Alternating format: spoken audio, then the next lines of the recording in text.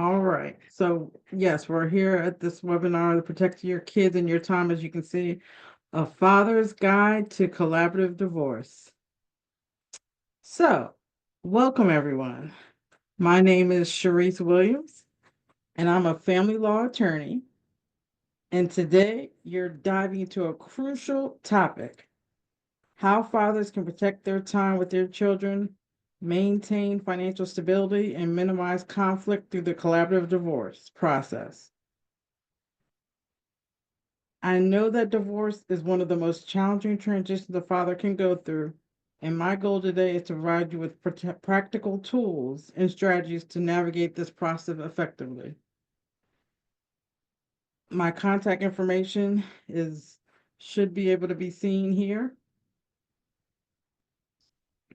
I'm at the law office of Cherise L. Williams. I'm licensed in Maryland and DC. So, divorce isn't just a legal procedure, it impacts every aspect of your life, from your role as a father to your financial future. And many fathers feel overwhelmed and unsure of how to proceed in a way that safeguards their relationship with their children. This webinar is designed to offer a child centered approach and to help maintain stability for your family while keeping your emotions and family intact. So, we're going to begin with some housekeeping and how this webinar is going to go. I know people may still be coming in, and that's quite all right. I welcome you as you come in. So first, I just wanted to say, as far as the format's concerned, we're going to start with the substance of the webinar. And as we're going through this, we're going to talk about key concepts that are related to collaborative divorce and how that differs from litigation and why it's particularly beneficial for fathers.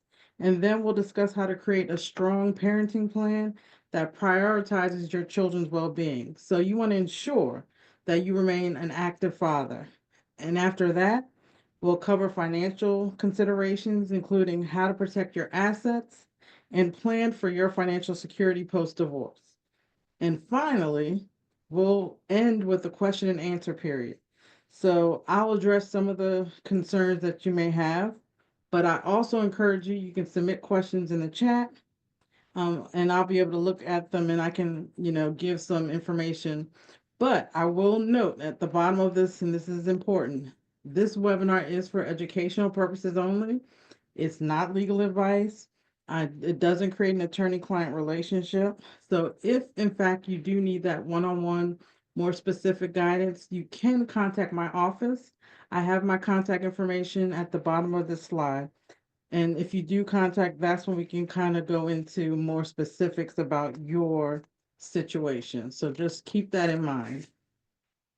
So the first thing we're going to talk about are some of the common concerns that fathers face in my experiences in divorce. So, as a father, you may experience some deep anxiety while going through your divorce about losing time with your children and the uncertainty about custody and your parenting time. So, I hear about this and I hear about fathers being concerned about their financial instability and how that can be an overwhelming stressor for them in their lives. Um, Fathers often feel like the system is stacked against them. And as a lawyer, I often see that when I'm representing clients in a litigated process. And many worry about getting their opportunities to co parent affected. So, the one thing that's good about the collaborative process is designed to address some of those things head on. So, unlike litigation, where decisions are often made by the judge and who doesn't know your family, doesn't know you, when it comes to collaborative divorce, it allows you and your co parent to craft agreements that work best for your unique circumstances. So at the end of the day, some people have different work schedules. Some people do overnight. Some people work during the day. There's all types of unique family situations. Some people go away for business. And so sometimes you need to craft a custody agreement that works around your plan. When you're in the court system, there isn't always that grace to be able to do that when a judge is one crafting the plan. So there's also privacy concerns. You don't necessarily want all of your financial information within the court system, your all of the stuff that is personal to you, your children, and to your co-parent. And also you have the stress factor. So conflict, which comes with stress.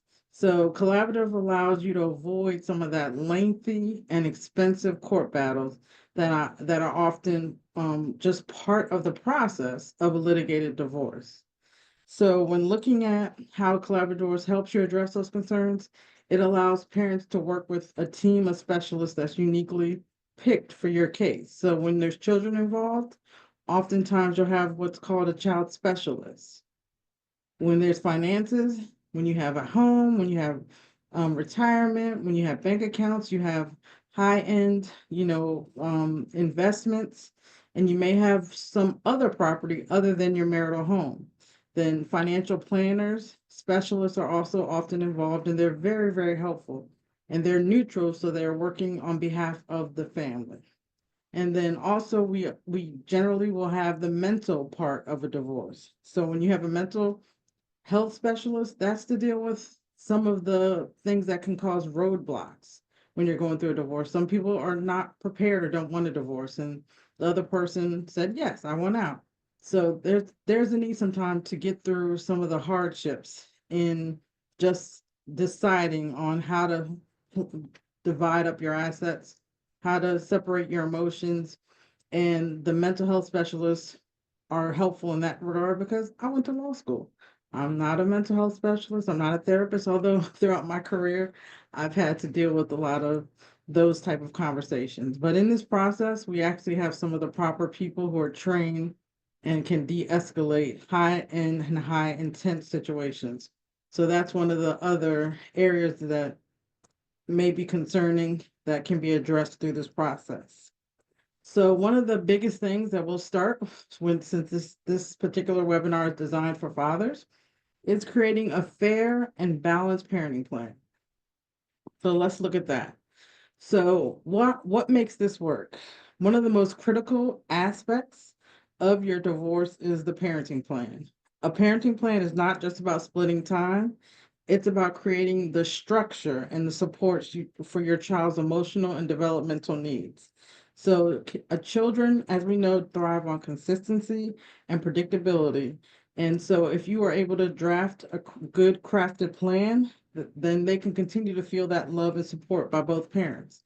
They talk about how children feel in a divorce, whether they're, depending on their age, obviously they'll be more aware and knowledgeable, but a divorce can feel like a death to them. And so it is important to acknowledge that they're going through the divorce just like you. So when you're creating this parenting plan, you want to keep your children's feelings and emotions in mind. And so while building the parenting plan, the unique thing about collaborative, you're in control of it and you can talk about the schedule, holidays, vacations, how you handle future conflict. And the collaborative process allows you to work with that child specialist. They can offer the insights that are also part of your family. So one of the chief issues sometimes when I'm representing, depending on the parent, if they were primarily doing day-to-day stuff in the home, they may be concerned the other parent doesn't know how to do it. And so they're worried about leaving the child for long periods of time. And this happens more often. I have mothers who are worried about fathers not being able to do things how they do things. So one thing advantage about collaborative, you can kind of schedule things where there's a transition into a schedule where you may start off with less time and then gradually get to more time. And sometimes just those things are helpful to allow the other parent to get whatever nerves they have. And they may just not be justified at all. Let's be real. But these are things that you can do to ease into any new, full-time or equitable or whatever parenting plan you deem is best for your family in the end. You can also talk about how to communicate so that you can remain positive and child focused. So to avoid alienation and some of these other things that fathers often are worried about, this collaborative process, you're in it, everyone's in it. You come in with the attitude of settlement and doing what is in your family's best interest. So you have that flexibility, your child focus, which the courts are supposed to be child focused. The best interest standard is that. And so this process is designed to keep that focus within the parents as well. And so that's what the child specialist will have to remind the parents of if there are roadblocks along the way. And so, again, having and creating that fair and balanced parenting plan, and fair, I guess, is a subjective word, but again, when it comes to your family, you two will be the ones that determine what's fair and balanced. And so everyone's voice can be heard in that process, and then the plan can be thought of instead of letting the judge be the one to decide.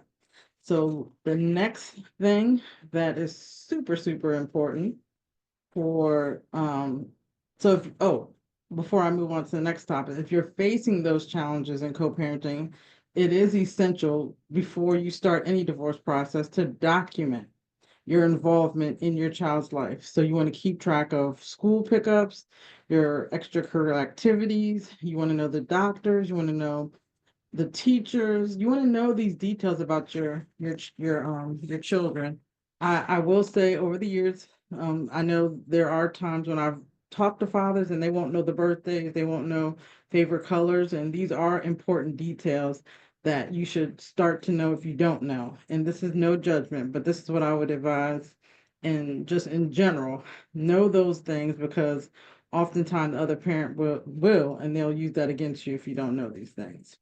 So it's important to you to start demonstrating your ongoing commitment to your child's well-being.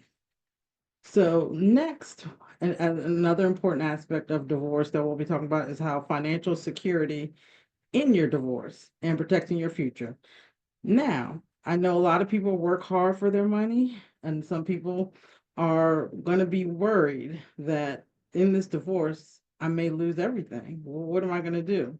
So, one thing that's unique and helpful with the collaborative divorce process is generally speaking, we will have what's a financial expert, specialist, someone that's trained in that field to be able to work with us, the lawyers, and also the clients. And this person is neutral. And it's important that they're neutral because everyone is required to disclose their assets, whether it's in your name or her name, or, if that's whoever your partner is. You need to disclose your assets. And so looking at the finances holistically, you start disclosing, and then the financial can put in budgets. They can understand the assets, they can understand the debts and any future financial needs. When we think about um, the aspects of alimony, child support, asset division, all those things will impact the ability for your future financial stability. So this process allows you to work with those professionals and the lawyers who can help develop that realistic post-divorce budget and ensure that you are able to maintain yourself and move forward as well as take care of your responsibilities. So when you think about the child support agreement, you may also think about whether you want to sell or refinance your family home. You want to think about your retirement because those are considered in if you were in litigation, your retirement is a marital asset. So regardless of who maintained it, if you added to yours or she added to hers or whomever, it's still considered marital property. So oftentimes, you can negotiate different ways. And so in the collaborative process, you're able to put forth your options and then you can narrow down how you want to structure things. So when it comes to child support, I have seen in the collaborative process that's different from litigation. Families can sometimes, decide if their income is fairly equal and they're both spending equitable time with the children, then they may not pay one another child support. So in this process, I've seen that happen more often than in court. When I go to court, the judges, they just want that child support worksheet. That's how they structure things. That's how they do things. That's what they expect.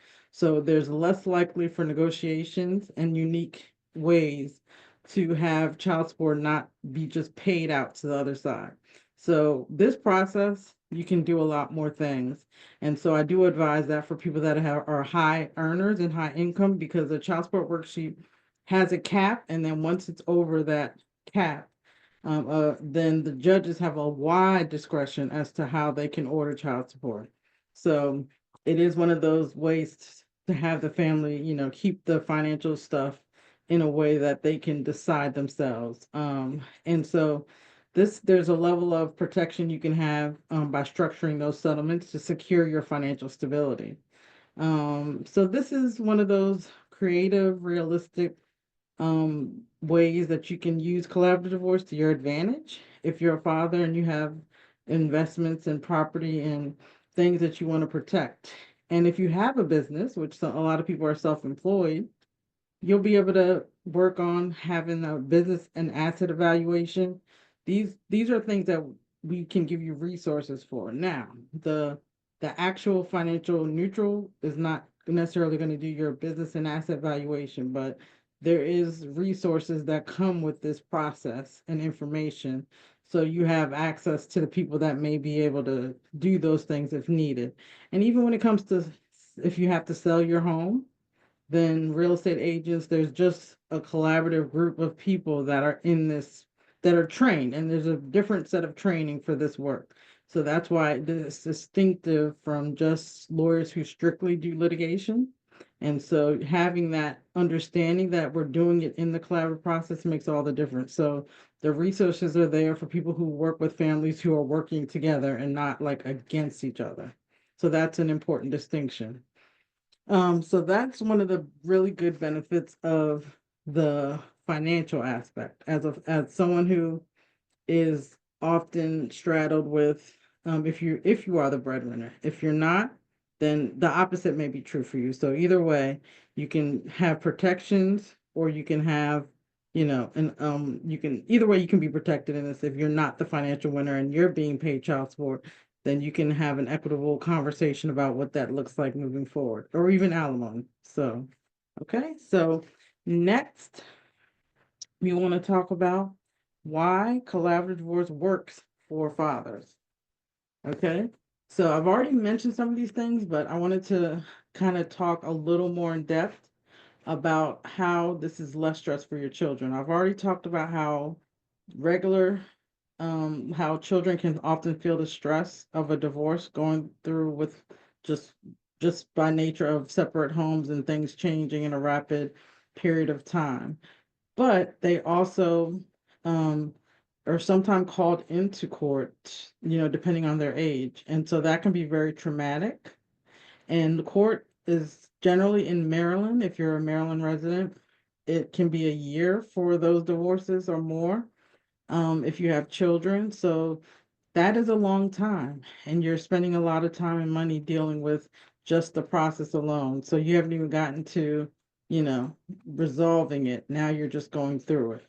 So with collaborative, you generally can cut that to 6 months, sometime 9 months, depending on the nature of your case. So it does give you shorter span of time to work it out. And so that's an important aspect to looking at how your kids are looking at it. And if you're less stressed, again, your kids can be less stressed. Let's talk about cost, because that's really what is important to a lot of people. This process sounds like it's more expensive when you're saying, wow, Miss Williams, you talked about having some team member. You're talking about maybe a financial, child specialist, two lawyers. So, yes, in the beginning, you're paying for team members, and it appears that you may be spending more, but that in the reality, you're not in the long run, because litigation is unpredictable and there's mandatory aspects that a lawyer has to do with discovery, motions, the strategic plays that lawyers have to try to advantage a client. This process is cheaper because we're not going back and forth with litigation. We're not filing motions.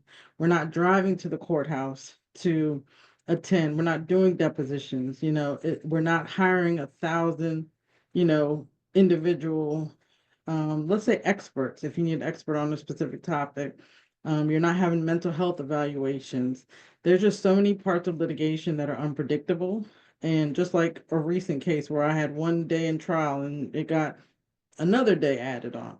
So all these things can cause, your litigation bill to rise and rise and rise. With collaborative, it's more of a contained process. So in comparison, it is cheaper. So you will save money and you will save time, which you can't get time back. So that's always a benefit to a family. You have the other aspect, which is privacy. Your financial details and your plans are not in the all in the court record, as far as, when we appear often for a lot of different court battles, we have to file different things with the judge. In the collaborative process, you can only have it in the very end when you're going to court for the purpose of filing your actual divorce complaint. And that eliminates so much information being in the court record. And so your privacy is protected, the negotiations are protected, so no one's going to know what you're talking about. It's all within our collaborative private process. There's no judge in the collaborative process when we're negotiating. So there's no records being released in that respect. And so that is a huge benefit for people that have a lot to lose and just want to go through and deal with their family issues in as private a way as you possibly can.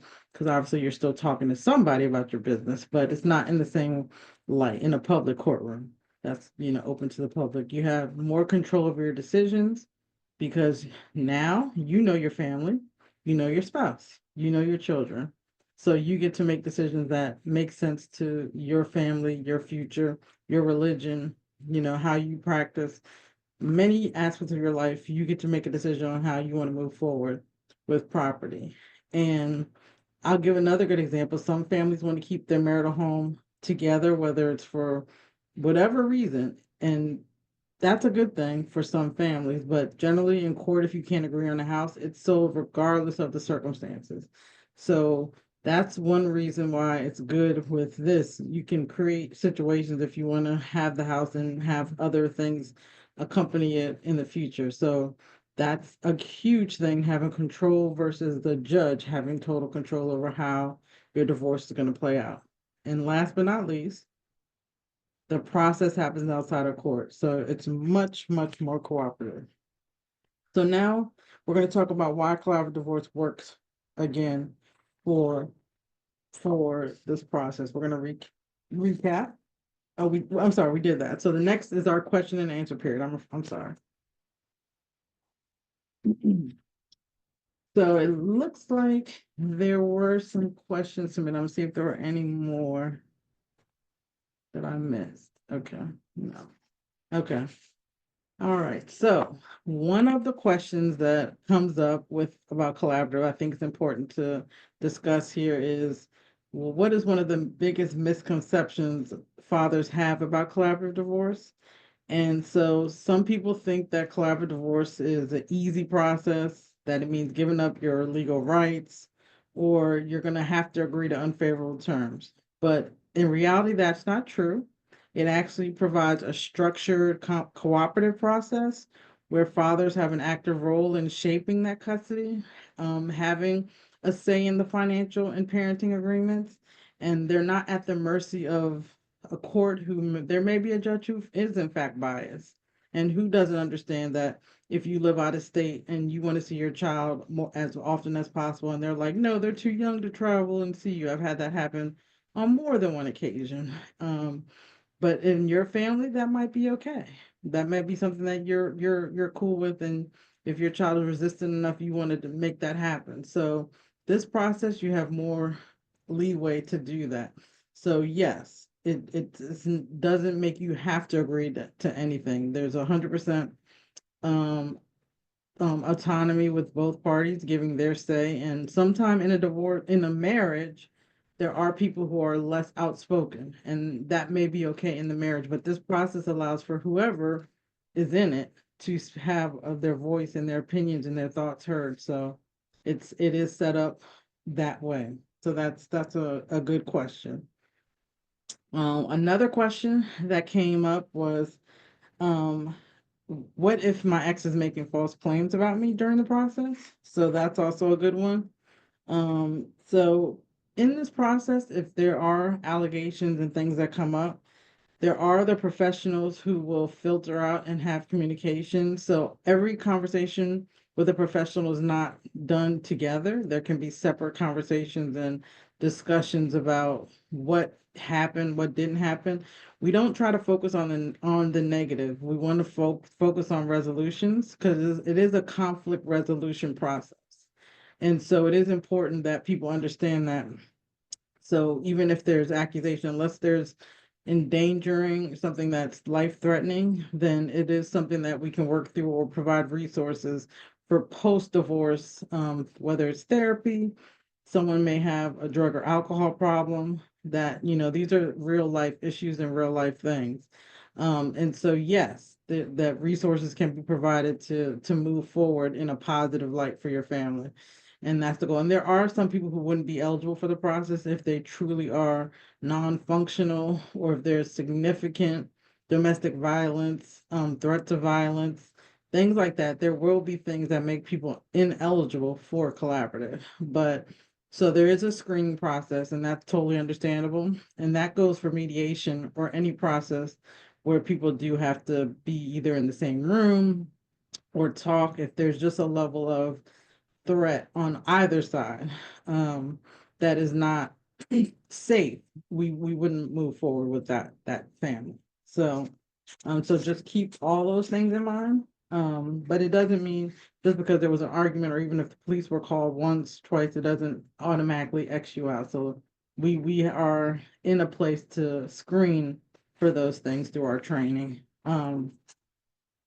Another good question is what if your spouse doesn't want to do collaborative? Yeah, so that is a good one because with collaborative, both parties actually have to want to do collaborative. It is a voluntary process. It is a process where you hire your collaboratively trained lawyer and the other lawyer for your spouse. They have to have a lawyer, has to also be trained in collaborative. And so what usually happens is one collaborative lawyer will refer a lawyer to the other party and they can choose that lawyer, but they have to choose someone that's trained in collaborative because it is different from litigation. We treat this process way different. My litigation hat and my collaborative hat, totally different training.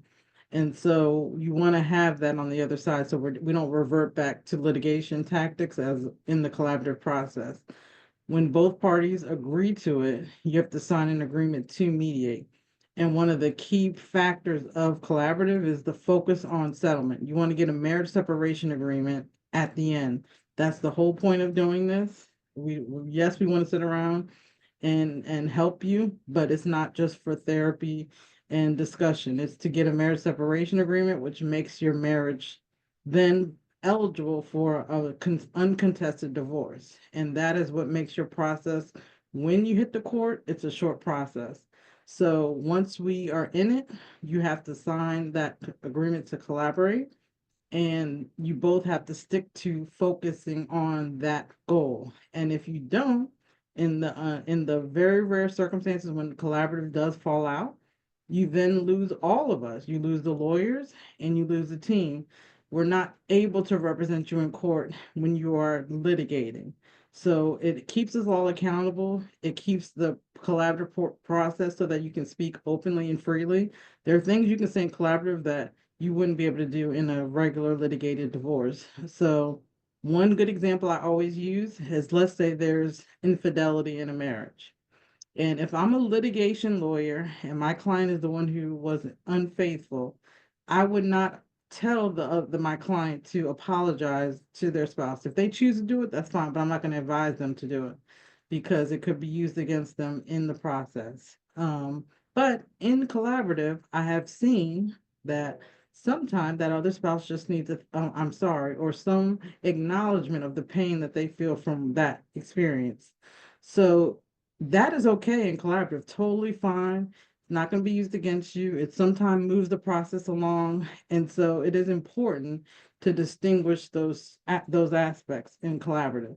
And so you lose us if you can't agree in the end, if there's an impasse on a particular issue, because we're not able to use the same tactics in collaborative.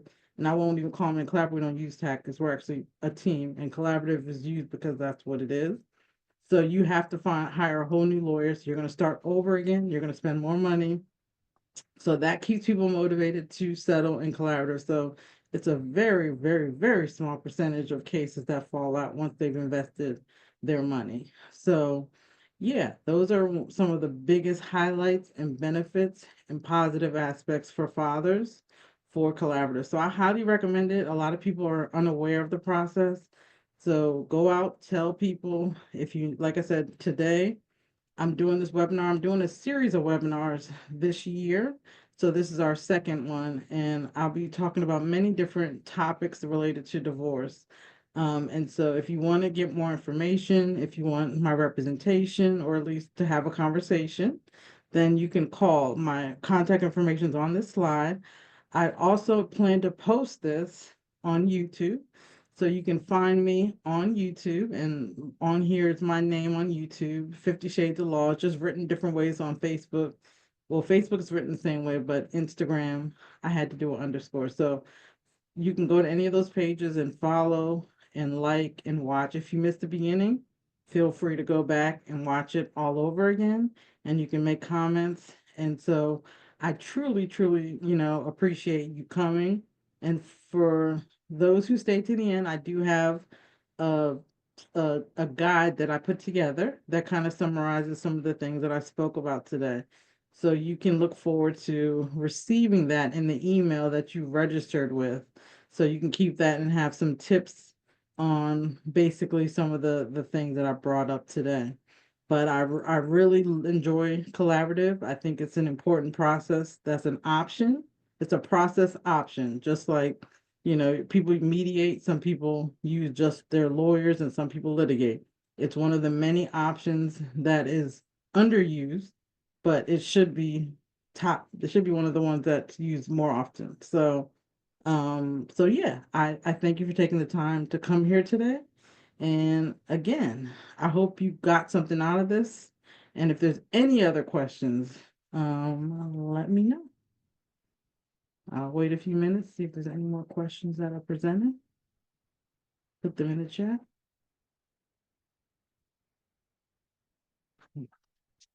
Mhm.